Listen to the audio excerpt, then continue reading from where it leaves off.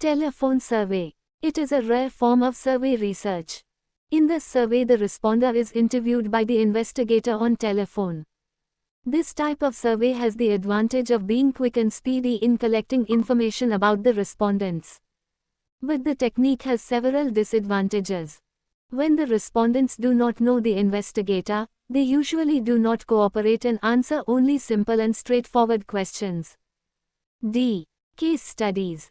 Case studies, also known as case reports, are analyses of persons, events, decisions, periods, projects, policies, institutions, or other systems that are studied holistically by one or more methods. The case study is common in social sciences and life sciences. Rather than using samples and following a strict set of rules to examine limited number of variables, case study methods involve an in-depth, longitudinal examination of a single instance or event, a case. They provide a systematic way of looking at events, collecting data, analyzing information, and reporting the results. As a result, the researcher may gain a sharpened understanding of why the instance happened as it did, and what might become important to look at more extensively in future research. Case studies lend themselves to both generating and testing hypotheses. E. Test method. This method is used to measure all kinds of abilities, interests, attitudes, and accomplishments. Tests enable the psychologist to obtain large quantities of data from people with minimum disturbance of their living routines and without elaborate laboratory equipment. A test essentially presents a uniform situation to a group of people who vary in aspects relevant to the situation, such as intelligence, manual dexterity, anxiety, and perceptual skills. An analysis of the results then relates variations in test scores to variations among people. Test construction and use are, however, no simple matters. They involve many steps in item preparation, scaling, and establishing norms. Research ethics. In most research studies, three parties are involved: the researcher, the user, and the subject. The interaction of each of these parties with one or both of the other two parties identifies a series of ethical issues. A number of questions arise because researchers believe they have the right to seek information, and subjects believe that they have a certain right to privacy. Just as there are ethical aspects concerning all human interaction, there are some ethical questions about business research. Some of the code of ethics to be followed by the researchers are as given below. Researchers should maintain high standards to ensure that the data are accurate. Researchers should not intentionally try to prove a particular point. Researchers should ensure that the data have been scientifically investigated and his findings are totally objective. Researcher should not misrepresent the statistical accuracy of the data, nor should he overstate the significance of the results by altering the findings. Researcher should ensure that privacy and anonymity of the respondents are preserved.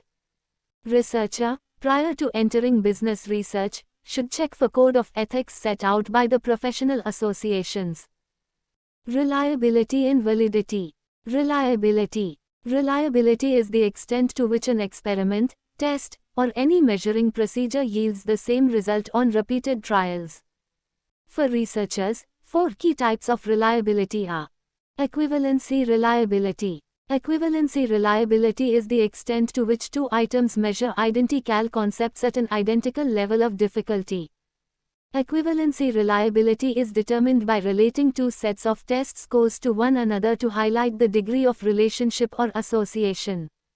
In quantitative studies, a correlation coefficient, R, is used. For example, a researcher studying university English students happened to notice that when some students were studying for finals, their holiday shopping began. Intrigued by this, the researcher attempted to observe how often, or to what degree, these two behaviors co-occurred throughout the academic year. The researcher used the results of the observations to assess the correlation between studying throughout the academic year and shopping for gifts. The researcher concluded there was poor equivalency reliability between the two actions. In other words, studying was not a reliable predictor of shopping for gifts. Stability reliability. Stability reliability, sometimes called test, Retest reliability is the agreement of measuring instruments over time. To determine stability, a measure or test is repeated on the same subjects at a future date. Results are compared and correlated with the initial test to give a measure of stability. An example of stability reliability would be the method of maintaining weights used by the Bureau of Indian Standards. Platinum objects of fixed weight, 1 kg etc., are kept locked away. Once a year they are taken out and weighed, allowing scales to be reset so they are weighing accurately. Keeping track of how much the scales are off from year to year establishes a stability reliability for these instruments. Internal consistency. Internal consistency is the extent to which tests or procedures assess the same characteristic, skill or quality. It is a measure of the precision between the observers or of the measuring instruments used in a study. For example, a researcher designs a questionnaire to find out about college students' dissatisfaction with a particular textbook. Analyzing the internal consistency of the survey items dealing with dissatisfaction will reveal the extent to which items on the questionnaire focus on the notion of dissatisfaction. Inter-rater reliability. It is the extent to which two or more individuals, coders or raters, agree. Inter-rater reliability addresses the consistency of the implementation of a rating system. A test of inter-rater reliability would be the following scenario. Two or more researchers are observing a high school classroom. If one researcher gives a 1 to a student response, while another researcher gives a 5, obviously the inter-rater reliability would be inconsistent. Inter-rater reliability is dependent upon the ability of two or more individuals to be consistent. Training, education and monitoring skills can enhance inter-rater reliability. Validity. Validity refers to the degree to which a study accurately reflects or assesses the specific concept that the researcher is attempting to measure. While reliability is concerned with the accuracy of the actual measuring instrument or procedure, validity is concerned with the study's success at measuring what the researchers set out to measure. Researchers should be concerned with both external and internal validity. External validity refers to the extent to which the results of a study are generalizable or transferable.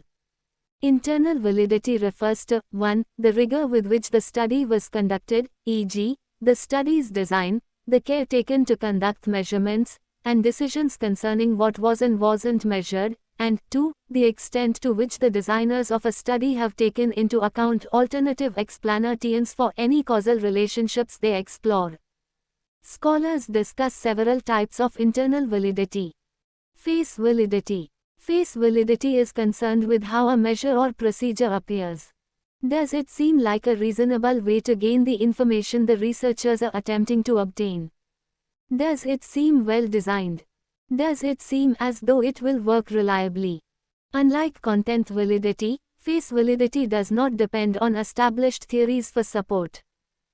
Criterion-related validity. Criterion-related validity, also referred to as instrumental validity, is used to demonstrate the accuracy of a measure or procedure by comparing it with another measure or procedure which has been demonstrated to be valid. Construct validity. Construct validity seeks agreement between a theoretical concept and a specific measuring device or procedure. For example, a researcher inventing a new IQ test might spend a great deal of time attempting to define intelligence in order to reach an acceptable level of construct validity. Content validity. Content validity is based on the extent to which a measurement reflects the specific intended domain of content. Content validity is illustrated using the following examples. Researchers aim to study mathematical learning and create a survey to test for mathematical skill. If these researchers only tested for multiplication and then drew conclusions from that survey, their study would not show content validity because it excludes other mathematical functions. Paper, article, workshop, seminar, conference and symposium. Paper. Research paper may refer to academic paper, also called scholarly paper, which is published in academic journals and contains original research results or reviews existing results. Term paper, written by college students. Thesis or dissertation, a document submitted in support of a candidature for a degree or professional qualification, presenting the author's research and findings. Scholarly paper. In academic publishing, a paper is an academic work that is usually published in an academic journal. It contains original research results or reviews existing results. Such a paper, also called an article, will only be considered valid if it undergoes a process of peer review by one or more referees, who are academics in the same field, who check that the content of the paper is suitable for publication in the journal. A paper may undergo a series of reviews, additions and resubmissions before finally being accepted or rejected for publication. This process typically takes several months. Next, there is often a delay of many months, or in some subjects, over a year, before an accepted manuscript appears. Some journals, particularly newer ones, are now published in electronic form only. Paper journals are now generally made available in electronic form as well, both to individual subscribers and to libraries. Term paper. A term paper is a research paper written by students over an academic term. Term papers are generally intended to describe an event, a concept, or argue a point. A term paper is a written original work discussing a topic in detail, usually several typed pages in length, and is often due at the end of a semester session. There is much overlap between the terms research paper and term paper. The phrase term paper was originally used to describe a paper, usually a research-based paper, that was due at the end of the term, either a semester or session, depending on which unit of measure school used. Common usage has term paper and research paper as interchangeable, but this is not completely accurate. Not all term papers involve academic research, and not all research papers are term papers.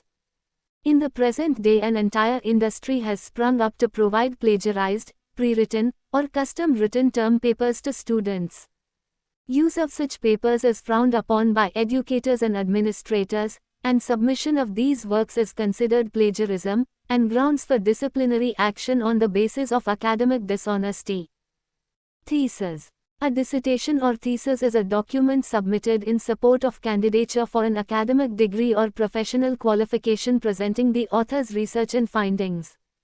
In some countries, universities, the word thesis or a cognate is used as part of a bachelor's or master's course, while dissertation is normally applied to a doctorate, while in others, the reverse is true. The word dissertation can at times be used to describe a treatise without relation to obtaining an academic degree.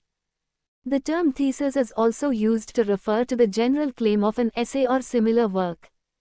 Article. A research article reports the results of original research, assesses its contribution to the body of knowledge in a given area, and is published in a peer-reviewed scholarly journal. A given academic field will likely have dozens of peer-reviewed journals. For university professors, publishing their research plays a key role in determining whether they are granted tenure.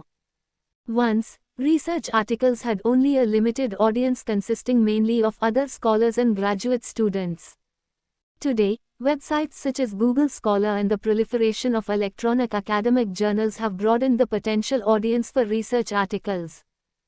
Features.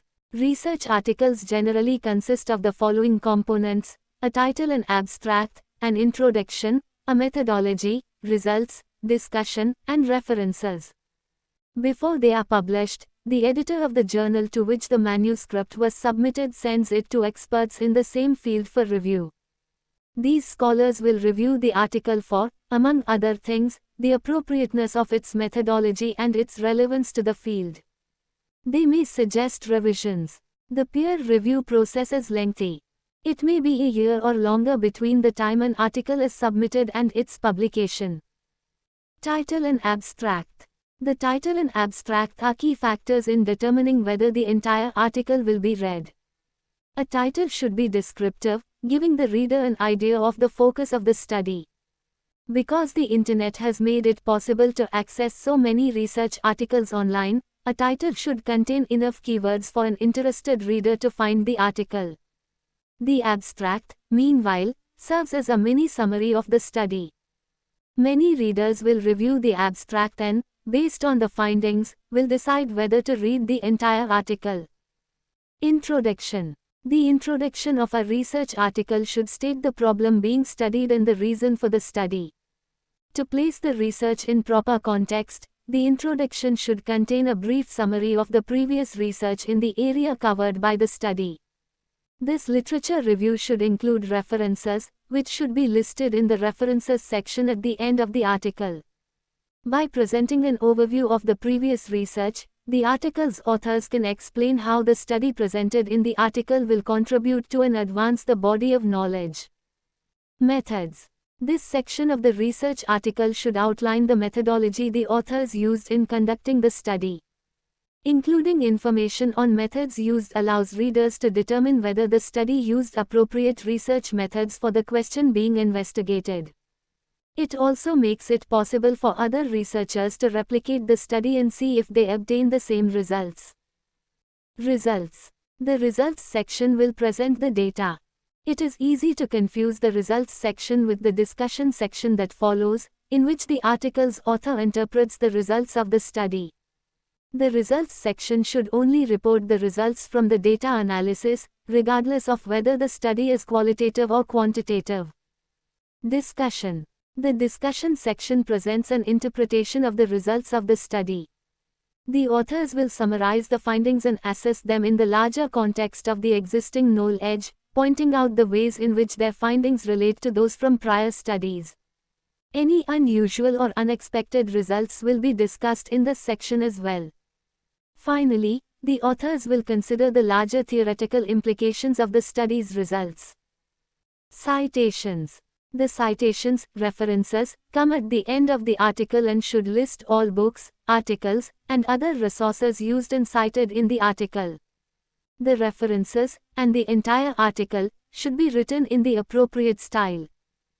Conference and workshop. A conference is an organized gathering for researchers to present and discuss their work. Together with academic or scientific journals, conferences provide an important channel for exchange of information between researchers. Conference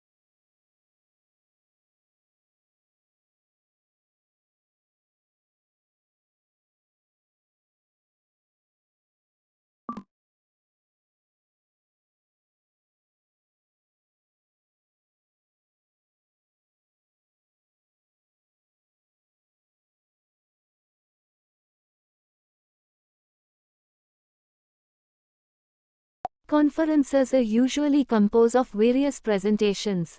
They tend to be short and concise, with a time span of about 10 to 30 minutes. Presentations are usually followed by a discussion. The work may be bundled in written form as academic papers and published as the conference proceedings. Usually a conference will include keynote speakers, often scholars of some standing, but sometimes individuals from outside academia. The keynote lecture is often longer, lasting sometimes up to an hour and a half, particularly if there are several keynote speakers on a panel. In addition to presentations, conferences also feature panel discussions, roundtables on various issues and workshops. Prospective presenters are usually asked to submit a short abstract of their presentation, which will be reviewed before the presentation is accepted for the meeting. Some disciplines require presenters to submit a paper of about 6 to 15 pages, which is peer-reviewed by members of the program committee or referees chosen by them. In some disciplines, such as English and other languages, it is common for presenters to read from a prepared script.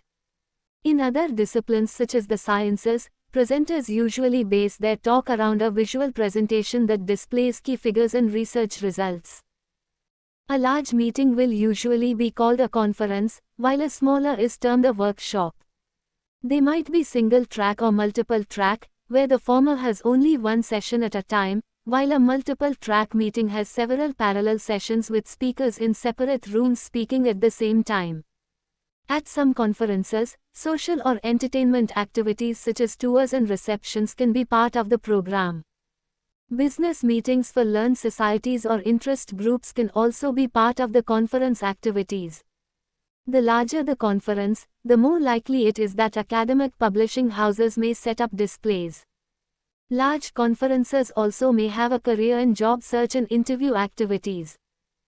Academic conferences fall into three categories: the themed conference, the general conference, the professional conference. The themed conference, small conferences organized around a particular topic. The general conference, a conference with a wider focus, with sessions on a wide variety of topics. These conferences are often organized by regional, national, or international learned societies, and held annually or on some other regular basis. The professional conference, large conferences not limited to academics but with academically related issues. Increasing numbers of amplified conferences are being provided which exploit the potential of Wi-Fi networks and mobile devices in order to enable remote participants to contribute to discussions and listen to ideas. Organizing an academic conference. Conferences are usually organized either by a scientific society or by a group of researchers with a common interest. Larger meetings may be handled on behalf of the scientific society by a professional conference organizer or PCO. The meeting is announced by way of a call for papers or a call for abstracts, which lists the meeting's topics and tells prospective presenters how to submit their abstracts or papers. Increasingly, submissions take place online using a managed service such as Community of Science or Oxford Abstracts. Plenary session. A plenary session, with a plenary speech or plenary talk, is a phrase often used in conferences to define the portions of the conference when all members of all groups are invited to attend. Plenary sessions are typically scheduled both near the start of a conference and in the latter half, but not typically at the final hour, due to many attendees leaving before the last day. Various prominent speakers often give opening plenary speeches at the start of a conference, or closing plenary speeches in the final plenary session. During those sessions, typically all other activities are suspended, or exhibit halls closed, to allow everyone to attend the plenary talks or sessions. These sessions may contain a broad range of content from keynote speeches to panel discussions and are not necessarily related to a specific style of delivery. Colloquium. A colloquium is an academic meeting or seminar usually led by a different lecturer and on a different topic at each meeting. Congress. Congress is an alternative name for a large national or international academic conference. For instance, the World Congress on Men's Health (WCMH) is an annual meeting on men's medical issues. Convention. A convention, in the sense of a meeting, is a gathering of individuals who meet at an arranged place and time in order to discuss or engage in some common interest. Conventions are often planned and coordinated, often in exacting detail, by professional meeting and convention planners, either by staff of the convention's hosting company or by outside specialists. In the technical sense, a convention is a meeting of delegates or representatives. Seminar. A seminar is, generally, a form of academic instruction, either at an academic institution or offered by a commercial or professional organization. It has the function of bringing together small groups for recurring meetings, focusing each time on some particular subject, in which everyone present is requested to actively participate. This is often accomplished through an ongoing Socratic dialogue with a seminar leader or instructor, or through a more formal presentation of research. Normally, participants must not be beginners in the field under discussion. At US and Canadian universities, seminar classes are generally reserved for upper-class students, although at UK and Australian universities seminars are often used for all years.